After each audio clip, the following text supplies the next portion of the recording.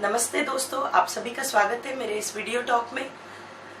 मैं सुनीता बांदेकर आप सबका स्वागत करती हूँ। मैं एक NLP मास्टर प्रैक्टिशनर कोच हूँ और सर्टिफाइड डेल कार्नेगी ट्रेनर हूँ। आज का मेरा टॉपिक है map is not the territory. शायद ये सुन के आपको थोड़ा सा सरप्राइज हो रहा होगा कि what do you mean by map and what do you mean by territory, but these are the terms which we used in NLP. NLP stands for Neuro Linguistic Programming, Mind Programming जिसे हम कहते हैं। तो देखिए, हम हमेशा इस बात पे यकीन करते हैं कि जो मैंने देखा, जो मैंने सुना, जो मैंने पढ़ा, जो मैंने समझा, ये पार्ट यानी हमारा मैप होता है। और जो एक बड़ा सा उसका एक वाइडर ओपन व्यू अगर हम सोच लें, that is called as territory.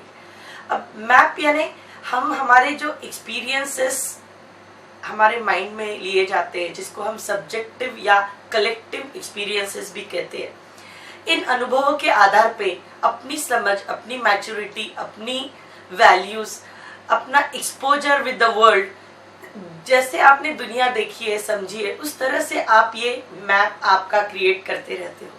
और बेसिकली ये मैप हम बहुत ही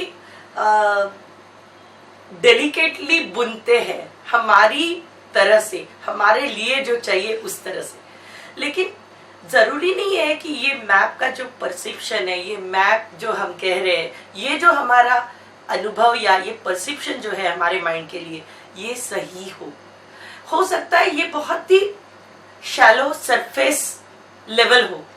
तो territory is a big thing, a wider और ओपन थिंग।